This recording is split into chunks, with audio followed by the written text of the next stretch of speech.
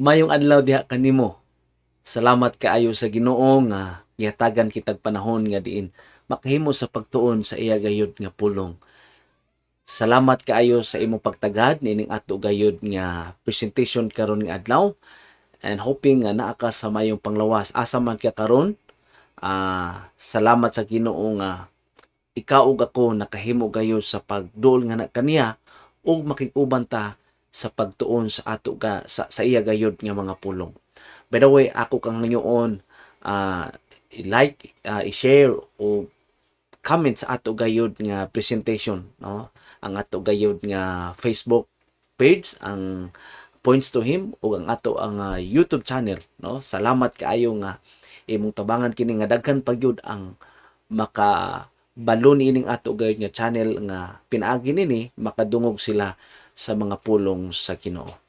So, karon nga adlaw usa kini ka pinasahi nga pagtuon nato niata niining ato ang lesson 4 sa ato gayud nga Sabbath School lesson review o pinasahi gini nga ato gayud nga hisgutan karon nga adlaw. Ako kang hayoon sa pagduko sa ato mga ulo sa dili pa kita moadto sa unahan alang sa ato gayud nga pagampo. Yanong Dios ining mga taknaa nagapasalamat o nagaday kami nga na kanimo nini gayon nga makatuon kami sa imong pulong. Naghangyo ako Ginoong Dios nga ikaw magauban kanamo, magapanalangin samtang kami maga abli sa imong mga pulong sa Sabbath School lesson nga makatabang kini sa matag usa kanamo dugang pagdasig sa among gayud kagalingon. Salamat kay Ginoong Dios sa imong gayud nga pagkamaayo. Salamat kay ikaw kanunay tubag sa amo gayud yung pagkampong nagadawat ka ng mga pinasaylo sa ngalan ng Gahom ni Jesus. Amen. So, we are now on lesson 4, mga higala alang sa to gayud nga series sa nini nga quarter gikan gihapon ta sa libro sa Psalms o sa Salmo. So, karon nga semana o sa milabay nga semana, ang uluhan sa ato gayud nga pagtuon is the Lord hears and delivers. Ang Ginoo, ang Dios nakadungog ug unsa man iya kita nga giubanan. No? Gikan sa mga pagsulay, gikan sa mga tentasyon ning kalibutana, ang Ginoo nakadungog ug andam siya nga mutabang kanato sa pagluwas na ana gayud nga bahin sa ato gayud nga kinabuhi. So, naatay pipila ka mga punto nga ato gayud nga iskutan karon nga kapunon ingon nga pagsumada sa ato gayud nga Sabbath School lesson. So kining atong tun-an karon mga pinalangga nako nga mga kaigsuonan, mga higala, summary lang ni sa ato gayud nga lesson no sa milabay nga semana and hopefully naatay makatunan ni I know nga daghan ta og nakatunan daghan tang nibaw-an sa ato gayud nga lesson labi na ikaw ug ako nga nagapadayon sa pagtuon ni matag gabi. And please, do share nini sa ato gayud nga comment section sa ato gayud nga video aron ako pod makabasa ni ana o makatabang po na sa ato gayud nga pagtuon sa pagpadayon sa ato gayud nga programa. Right? So, the Lord hears and delivers. By the way, our key text is found in Psalm 37 verse 14. Ningon pa dinhi, the righteous cry, and the Lord heareth, and delivereth them out of all their troubles. Pag ganindot, no? Ang mga matarong naghilak, no? Apan ang Ginoo, ang Dios nakadungog, ug unsa man, giubanan sila. Okay?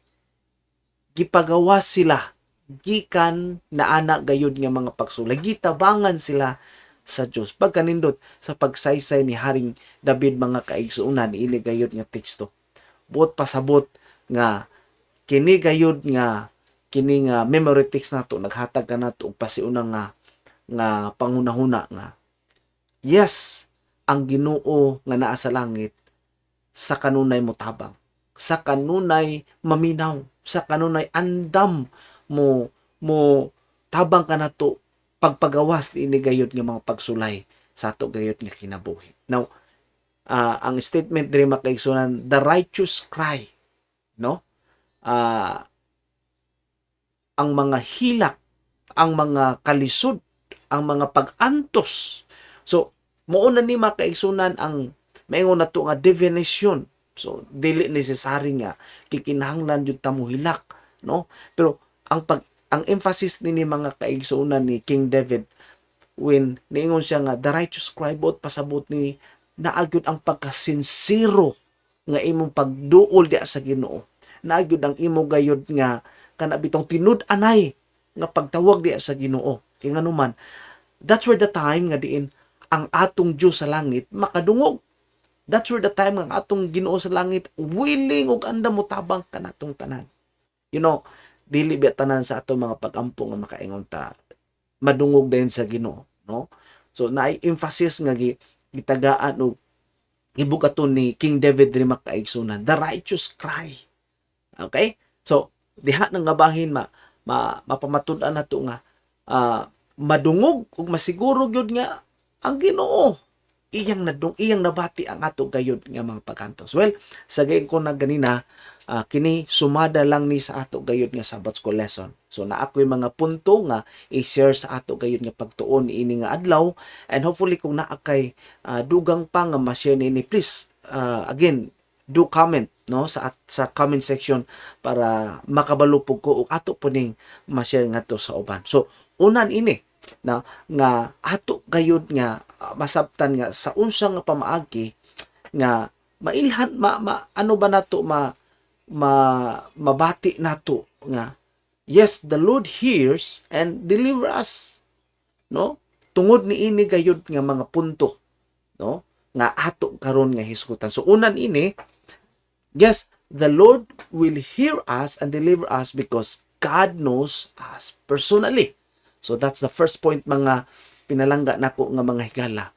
God knows us personally. Kaila yun ang Ginoo sa imo ug sa ako gayud nga kinabuhi, no? Kung atong tan-awon ug atong basahon ang Psalm 139, diha gisaysay ni King David, gideklara ni King David kung unsa gyud ta, no, nga mismo ang Ginoo nakailag gyud sa atoa. In Psalm 139 verse 1, ingon pa dinhi, O Lord, you have searched me and know me. Okay? Ingon si King David, Lord, you have searched me and know me. So, in short, kailag yun ang Ginoo. Gikan sa atong pinakataas sa atong ulo, pinakagamay nga bahin sa atong ulo, bisan sa pinakatumoy sa atong buhok, ngadto sa atong lapalapa sa atong tiil, nakailag yun ang Ginoo. No? Unsa pa gyud, no? Having put us in our mother's womb in verse 13. No? Bisan pa man sa taguan ka sa atong ginikanan, for you form my inward parts and you covered me in my mother's womb. Okay? So ang Ginoo nakabalo og kaila ang Ginoo, no, niining ato gayud nga kinabuhigikan pa lang sa taguangkan sa ato gayud nga ginikanan, ang Ginoo nakabalo na niini. Pagkanindot kaayo mga kaigsunan. So really, God knows us personally, no? He knows and understand our thoughts in verse 2. Okay? You know my sitting down and my rising up. You understand my thought afar off. Grabe, no? To an extent that even before we speak, He already knows what we intend to say. How can we remain thankful to God's knowledge and for knowledge of our lives? You see mga kaigsunan. So, dili gyud ta makaingon nga taga pagtaga sa Ginoo. Dili gyud ta makasulti nga Ginoo wala gipasagdan sa ta sa Ginoo, no? Dili ta makasulti nga ang Ginoo wala gyud agin pagtaga sa atoa, no? Kay nganuman matag usa ka nato nining kalibutan na nakailang Ginoo, nasayod ang Ginoo sa ato kayod nga mga kinabuhi. So that's the first one mga kaigsunan nga makaingon ta, makasiguro ta nga eventually our prayers, no, madungog yun sa Ginoo ug tabangan yun ta sa Ginoo nga makalingkawas na ini gayud nga mga pagsulay. Second na point, God is omnipresent. Not just only ang Ginoo nakabalo sa ato personally, but God is omnipresent. In Psalm 139 verses 8 to 12, it demonstrates that God is everywhere. God is everywhere. Now, bisan asa man ka karon, no? Asa man ka nga nasod, asa man ka nga dapit diri sa Pilipinas, naa man ka sa ilalom sa kahoy, naa man ka ilalom sa langob, God knows you. Kaya nga naman, kadumdum ang Ginoo sa asa ka karon. Makaila, kabalo ang Ginoo kung asa ka, asa ta karon. Kaya nga naman, He is everywhere. God is everywhere, mga kaigsunan. That's how powerful our God, mga higala, mga kaigsunan. Grabe kagamanan sa Ginoo. There is nowhere we can hide from His presence. As a result, He is able to deliver us when we call on His name everywhere we are. Pagkanibot, He is able to deliver us when we call on His name wherever we are. He is ever present to hear us, offer help, and if we accept to deliver us out of our crucibles. Grabe, mga kaigsuunan. So, kini pagpahinumdom alang kanatong tanan nga, dili ta ngay maluya, dili ta ngay malisang, dili ta ngay mabalaka kay on this thought alone nga ang Ginoo, everywhere ang Ginoo. Makahatag ka nato og kasiguruhan, makahatag ka nato kalinaw sa ato gayud nga pagkinabuhi, no? Anda mo tabang maminaw ang Ginoo kanatong tanan, and He will accept us and deliver us out of our crucible. So, not just only that God knows us personally, but God is omnipresent, mga higala. Sunod, God is our protector. So, ang atong lesson nagsulti nga, aside nga ang Ginoo nakaila sa tua, aside nga ang Ginoo kabalo siya bisan asa ta, He is also our protector, no? Nakainumdom ko sa diha nga hapit ko madisgrasya, mga kaigsunan, no? Ikaw tingali nakatry ka nga madisgrasya gyud, no? What I mean is kanang bitong sa sakyanan nga disgrasya. Nakaingon ko, grabe gyud maayo ang Ginoo. Kay usahay di man gud ta ka, di ta kabalo amping ba sa tong laas sa tong kinabuhi, pero naagyud ang milagro sa Ginoo maguban sa tuwa, no? Ingon pa dinhi, the famous and elite such as politicians and business persons employ bodyguards. Kini nga mga tawo, no? Kini nga mga inilang nga mga tawo nga sila mismo naagyud sila personal bodyguards. Kaya nga naman, gusto sila nga maprotektaran sila. Gusto sila nga dili gyud sila mahilaptan. So ang ilang gibuhat, nag-hire gyud sila og personal nila nga bodyguards, no? Politicians, businessman, right? To protect them from various reasons. But ingon nga mga Kristohanon, ingon nga adunay Ginoo, God protects us by preventing evil to come our way and by setting us safely on the rock. Diba? So, figuratively, Jesus is, no? Ang bato, mga kaigsunan, is symbolizing our shelter, no? Our kanang ato ang mataguan, atong dangpanan kanunay. And walay lain nga mahimo na tong shelter as our protector sa atong kinabuhi kundili si Kristo, no? Na may mga lain-lain nga level sa mga pagsulay nga ato gayud nga ma-encounter ining kalibutan, no? Lain-lain ang ato gayud nga mga challenges, no? Naay mga challenges nga makaingon ta nga kaya ra nato, napoy mga challenges nga makaingon ta nga lisod gyud, no? Pero magamay madako ang Ginoo, nagsulti ka nato that He is our protector. Makaya man nato nagsadili kung atong tawgon siya, kung mangayo tagtabang diha kaniya, eventually ang Ginoo maminaw tabangan ta niya, because he is our protector sa ato gayud nga kinabuhi. Usay naaman na sa ato gayud nga mentality kana bitong masaligan nato ang butang. Aside nga agiingon ako dinhi nga kini ubang mga tawo nag-hire og mga bodyguards. Usay naputay mga butang nga ginatago-taguan bitaw kay alang kanato maprotektaran ta, no? Ni uban nga palit og pusil, no? Armas kay lagi for security purposes, no? Para kanila, ilaha po na nga katungod, no? Ilaha po na gayud nga personal nila gayud nga gusto na nga maka-acquire sila na aron nga paproktiran sila. Pero again niining kalibutan na sultian tika nga our ang tinuod nato nga kontra is not our fellow men. Ato tinuod nga kontra is Satan, no? We are actually fighting against principalities, not against flesh. Niini gayud nga kalibutan.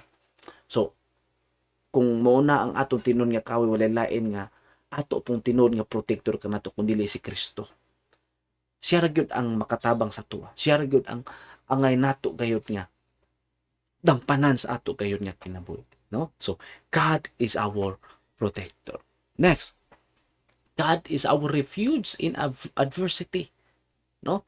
Being Christians does not exonerate us from running into trouble and challenges. In view of this, one of the psalmists in 91 verse 2 testifies that God has acted as his refuge and fortress. Another psalmist 17 verse 8, it says, uses a metaphor under the shadow of your wings to show protection from enemies.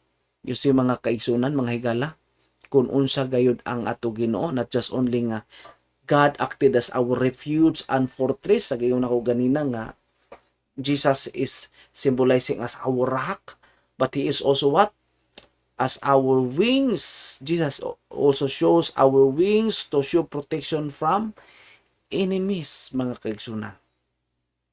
Mabantayan nato nga kana bitong madisgrasya ta. Nya lain-lain ang paagi nga kita maluwas, mga kaigsunan. Na usahay makakita ko sa Facebook, no, nga giluwas sila nga grabe ins lang hapit gud siya mabangga ang sakyanan, pero makaingon ta ba nga grabe giubanan pa gyud siya sa Ginoo.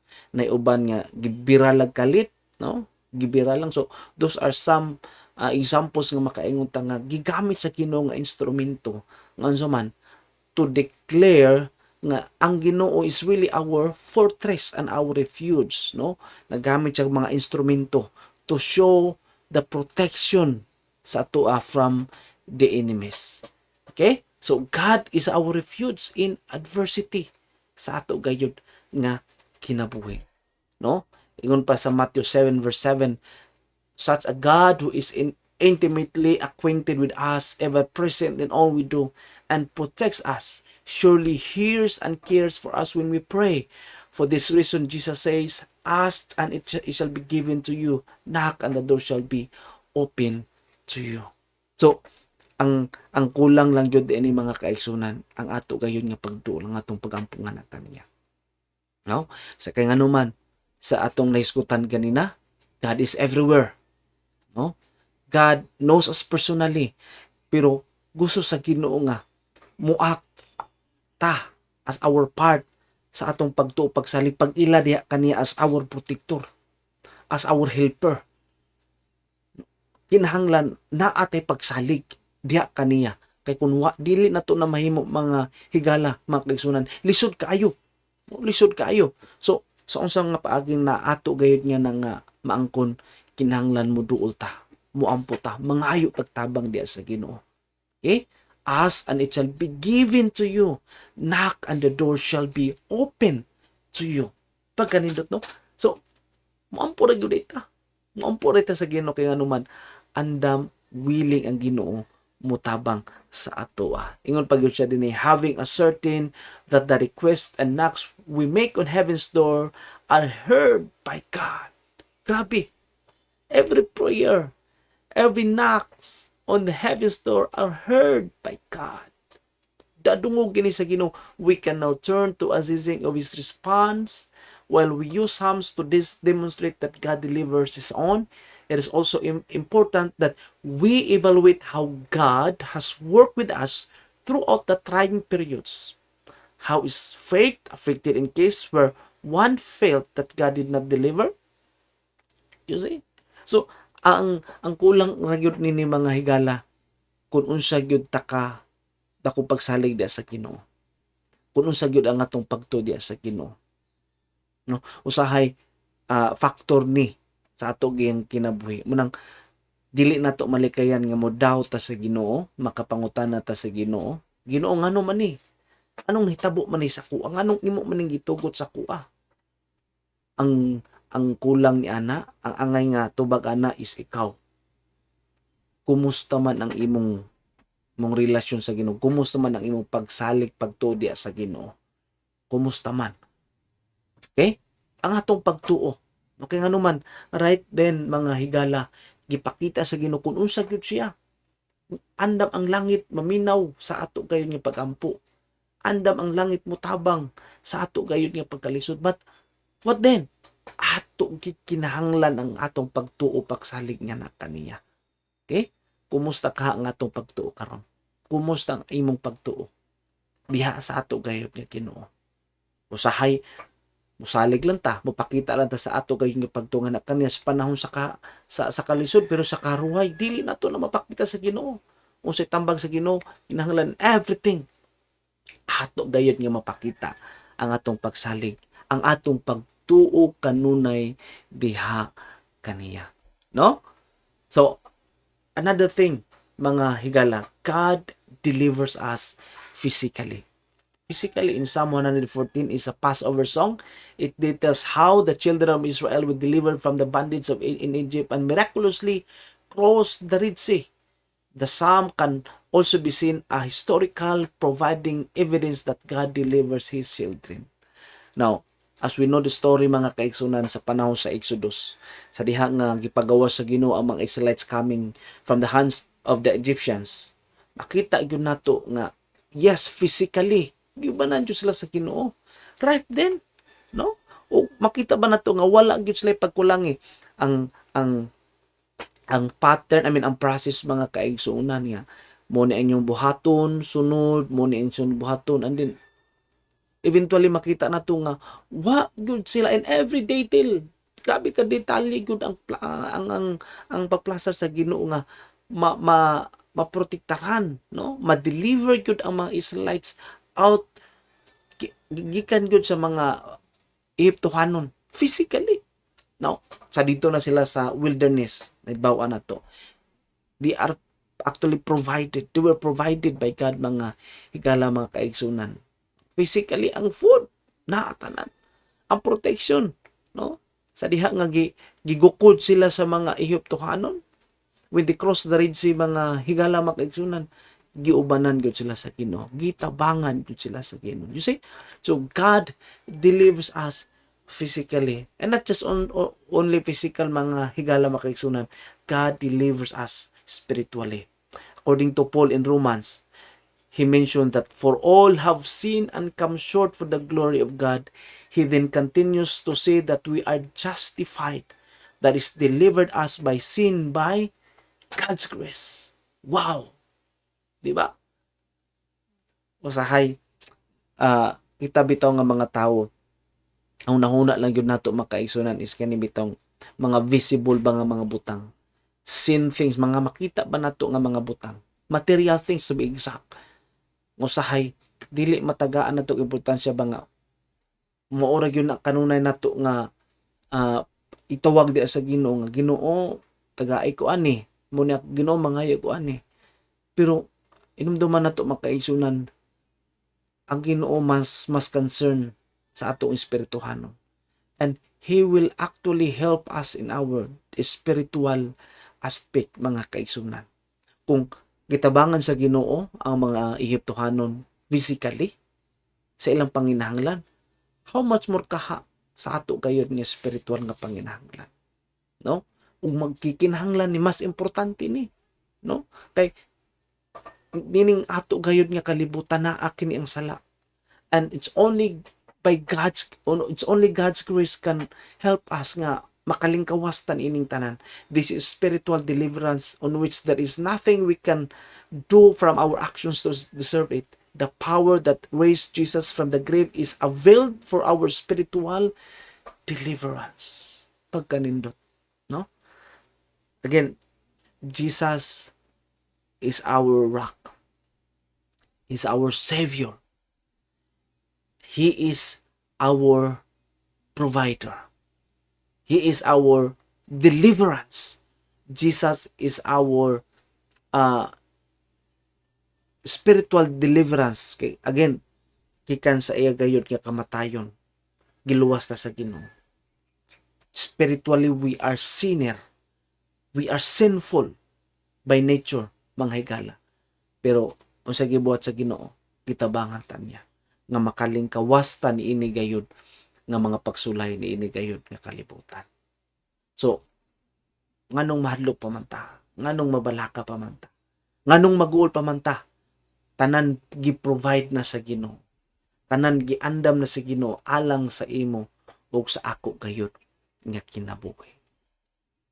So, sa katapusan, mga pinalangga nako nga mga higala, we need to develop unreserved trust in God in all circumstances, including when we feel He is silent and not answering our prayers, like the 3 Hebrew boys thrown into the fire in Babylon.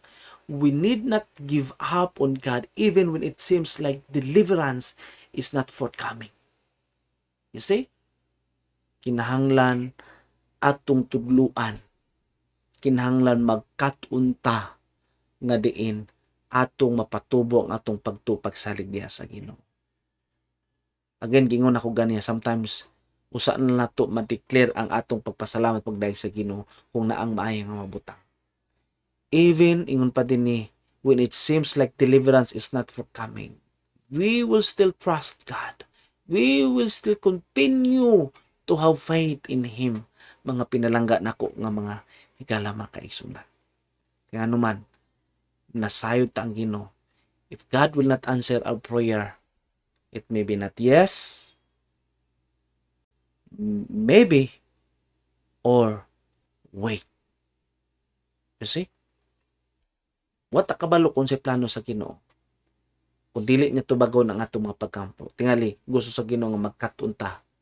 Gusto sa Ginoo nga mutubo ta sa atong relasyon nga na sa Ginoo. Gusto sa Ginoo nga masaligan nato sa ato gayud nga kinabuhi. So salamat kaayo mga higala sa inyo gayud nga pagpaminaw. I hope nga naatay mga nakatunan sa ato gayud nga leksyon for the past week, and hopefully ato ning hinaynayan og apply, no, sa ato gayud nga kinabuhi. Okay? So unsa man ang imong mga nindot nga mga punto nga nakatunan sa ato gayud nga pagtuon, palihog i-comment, no? I-comment aron ako pumabasa o mismo ako ma-inspire ko nga makadungog ni ana, no? And again, continue to follow our page, like our page mga higala makaigsunan, share sa ato gayud nga page aron daghan pang mapanalanginan ini, daghan pa ang maabtan sa ato gayud nga minsay. By the way, next week we will learn on the topic singing the Lord's song in a strange land. Hopefully inyo gihapong ipadayon ang pagsunod sa ato gayud nga pagtuon sa ato nga lesson, no? And ako mo encourage, no, nga atong i-visit by and by ang ato nga page, ang ato gayud nga channel, kay upload ta og mga video. Hopefully uban sa tabang sa Ginoo, makonsistent na gyud ang atong pag-upload sa video aron nga daghan pa ang mapanalanginan nini. So God bless sa imo gayud nga pagpaminaw karon nga adlaw. Magampo ta alang sa pagtapos. Ginoo, salamat kaayo ni ini gayud nga higayon nga among natun-an ang imong mga pulong.